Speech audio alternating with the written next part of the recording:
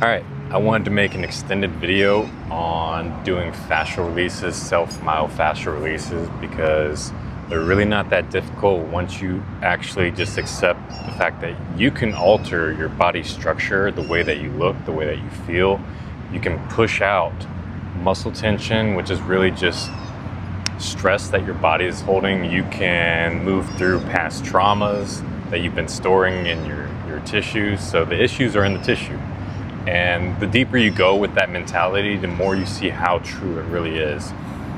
So how do you do this? It's a lot of trial and error. So make sure that you have some time to not rush through this, so you can take your time and really get in tune with what you're feeling, where you're feeling it, being able to manage how you're breathing. So your respiratory function is key with this. If you're not breathing correctly, then you might cause more tension in your body. This is what people do with foam rolling and myofascial release when they're doing it wrong. They're usually trying to force something. You can't force this. You just have to let it happen at its own pace. Some of these releases, I've seen people take like 20 minutes. I myself have taken insane amounts of times. I lose track of it because the release is like so euphoric and cathartic at times. It's like, oh my God, I can feel something deeper leaving my body, not just the tension that I'm holding. It's like coming from way deeper within me. So the breathing is important. Not forcing it is important. Being in tune with what your body's telling you. So it's like where the pain is isn't necessarily always where the issue is, right? A lot of times we have shoulder pain, right in here in the rotator cuff. It's because our shoulder is pulled too far inward. So it could be subclavicular, it could be in your pec minor, intercostals, literally like tissue in the armpit can just be like so dehydrated and locked up and always holding tension that is causing shoulder pain. Even stuff on the backside. So this is why it's an exploratory process. You're not gonna hit everything in 1 or 2 sessions. This is a process that takes weeks, months even, depending on how much tension you have, how dehydrated your body is, how much trauma you've had in your life, how many injuries you had in your life, the amount of stress that you take on, how you manage stress. All these things are factors, but the solution is the same. This is why I start with, how do we breathe? How do we create pressure in the body? And then the fascial work kind of comes naturally as part of that. And then they blend together. You focus on one more than the other, and then you start integrating movement with this stuff as well. But for strictly just speaking on fascial tissue, I'm gonna assume that you've already watched one of my videos on how to breathe, how to create pressure. That is what's going to prevent you from trying to jam your finger or your hand into a tissue and force it to release. There is no forcing it. You're just gently guiding it using the appropriate amount of pressure. We're kind of inducing a stress response by pressing on an area that's highly sensitive. Maybe there's trauma there, there's something stored there. But we're also just trying to get the body to calm down when we touch that area. Some people are very jumpy, right? You touch a certain area, especially around the torso area. Like most of our sensory neurons, like they're right there in the torso, like crazy amount. Sex organs as well. So those areas are highly sensitive. Sometimes it's just like a shoulder. Like I had one client, I did a release on her shoulder and she started crying from that. And I was like, that's wild. That's when I started to understand like how much emotional trauma is stored in areas as well. I was like, okay, I get it now. And then I've had those emotional releases in myself. So not forcing it. And if you can integrate some psychedelics into this and you can handle it, it's like pushing out butter at that point. It's like, not? What not? Blah. And I was like, that's even cooler. It's like I could get like months, years worth of work done in like one intense psychedelic session where I'm just doing fascial work for like 3-6 hours. And those are amazing experiences. I wish more people could experience something like that. Even the euphoria and the catharsis that comes from releasing things without psychedelics, it's amazing. So the other part, Technique. How do you know where to push, when to push, how to lengthen things out? That's not really important. The easiest way is just to find an area that you think is locked up and tight. Here's a good one. Here's a good one, right? I was talking about under the clavicle. And not even trying to floss it, not even trying to stretch it really. Just get used to the pressure of that area. Focus on your tongue posture, right? Drawing the tongue back, opening the airway for your nose. And the breathing needs to be slow. You don't really want to be able to hear yourself. That's how you know you're getting a deep breath. It's slow and it's quiet. That's a big breath. That's a loud breath. That's a shitty breath. A deep, calm breath is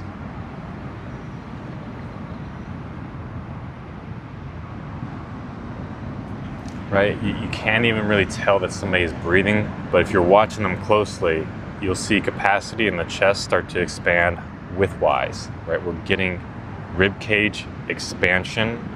We're not just bringing the diaphragm up and down. That's how it works, right? Diaphragm comes up and down. Your rib muscles need to expand outward. So working the ribs is another good one. Sometimes just holding right there.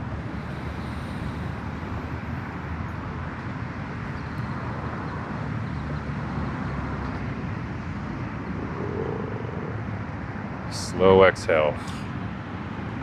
You can go the same coming out.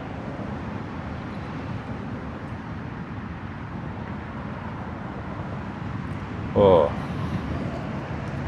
The idea is you're trying to create space for the joints to move, for the bones to move, so that you feel things separate. Things pop, the idea is not, the goal is not to get things to crack and pop, but if it happens, it happens. Another good one, this is like a really bad area for people, so a lot of stress in here. This is also chronically weak. So as we're doing this tongue posture, the breathing, and we're putting pressure on there, there is a kind of strengthening that's going on, but it's making your tissue more resilient, so you're not gonna have the same stress response in the future. But if you also don't know how to calm down your stress response with breathing in itself, then, or you don't have the awareness when you do get stressed, when your body starts tensing up, then all this stuff's gonna keep coming back. So that's why I have videos on that really focus on just the breathing, so you understand how the nervous system works, why the fascia is just part of the problem. Your neurological system really dictates what's happening with your fascia, with your connective tissue. So this is another good one. You don't want to pinch the jugular, but you are trying to dig into this sternocleidomastoid. It's your SCM. That guy right there.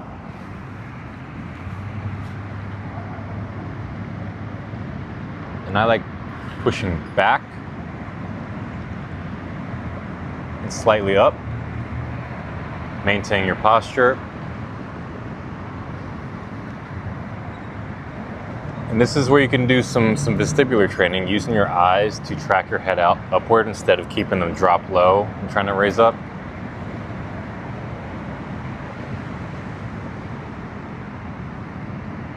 And then you can rotate away from that, so you're creating even more length, more drag.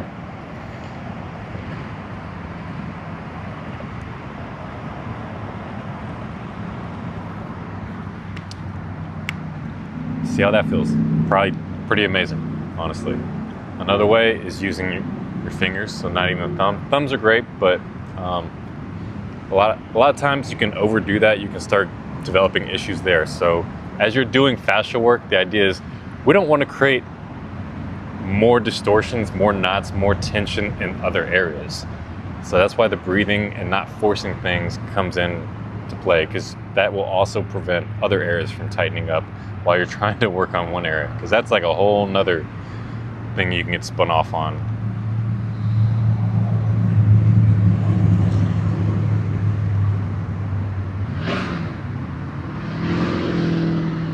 And you can breathe in through the nose. Well, always breathe in through the nose. You can exhale like you're trying to blow through a straw, or you can exhale through the nose.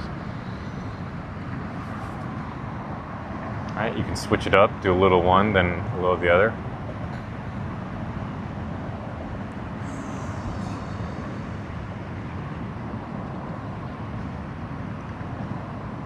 And this muscle actually goes all the way back to your occipital, so you can keep going with that.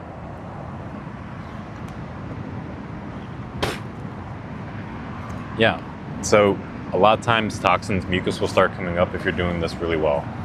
And since we all have them, I mean, if you've ever gotten like a deep tissue massage and you've just been like really stressed out, a lot of times mucus and stuff will start coming out, and that's completely normal. A lot of the bloat, if you're doing this effectively with the breathing, a lot of the bloat will come out too. This is why fascial work can start to reshape your face, your jaw, the rest of your body, because lymph is blocked up, right? Your fascial network is locked up. Your lymphatic system is likely blocked up as well. If you don't have good posture, if your diaphragm is restricted, like the ribs are always closed in, your diaphragm can't really open up. The main lymph vessel, right? Diaphragm, the main lymph vessel is right behind your diaphragm. So if the diaphragm is not functioning properly, your lymphatic system is not functioning properly, your connective tissue, so this will affect your stress levels, your ability to detox, and everything's kind of connected to this as well. Your autonomic nervous system is related to this. So that's why you can't work on one and the other. You can't do like all this breath work and mindfulness and being able to center yourself, but also not work on the fascial aspect. And I started with the fascia, and I didn't really give the breathing enough credence. And I came into it later. I was like, oh yeah, this is what's needed. These work together. And it's the same thing everywhere, right? If I'm trying to work on this area, I can just press in here, focus on my breathing, tongue posture.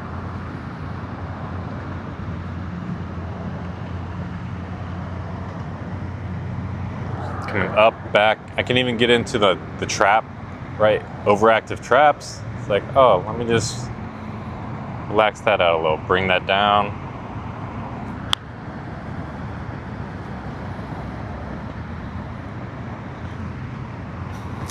Ribs, right? If I want to focus on my rib cage more.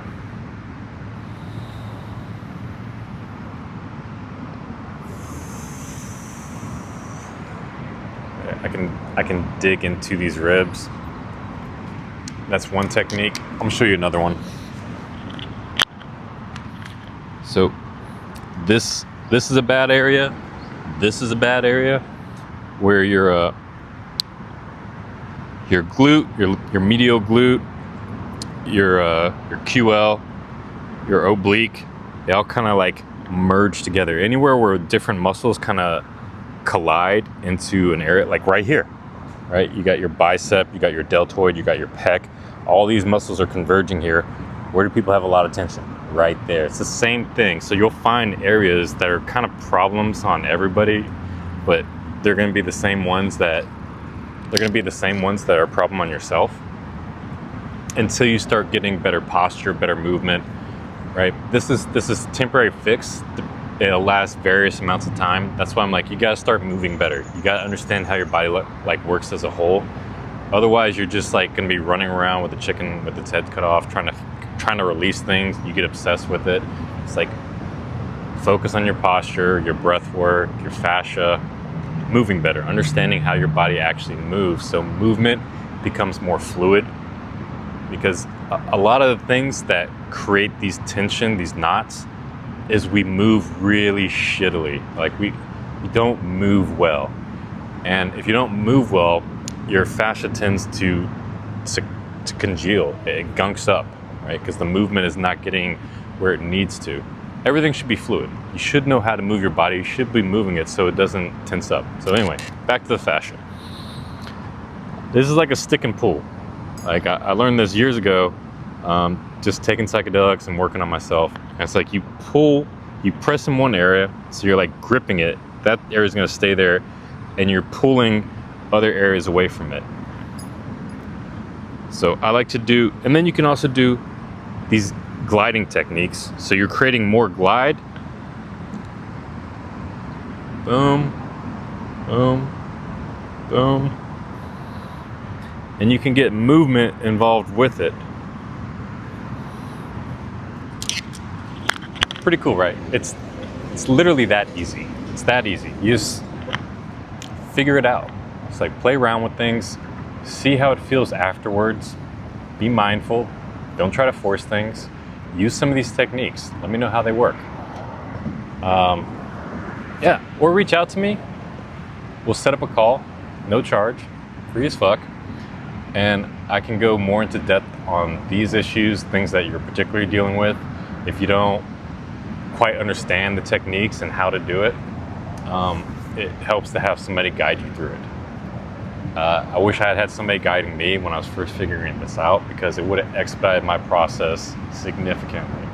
But this stuff wasn't really, it's still pretty niche, but it was definitely like way less out there in the zeitgeist, if you can even call what we operate in the zeitgeist, because yeah, we're still pretty obscure. Another good one, and this kind of just shows how you can pull, you can start using pressure, posture, movement, and I call it drag, creating drags in different areas. So this may seem like I'm just gripping my elbow. This is where we have a lot of dehydration, right? A lot of elbow issues, they're related to back here. It's not just like, oh, I have pain here, I have pain here. It's like, well, look at your elbow. Look how dehydrated and like gross it looks, right? It just kind of looks like a mush pile for the most part. Right, if I'm jammed back here, I don't have much pressure coming through to create space for my shoulder to move. All right, now I just created that space by addressing the pressure within my body.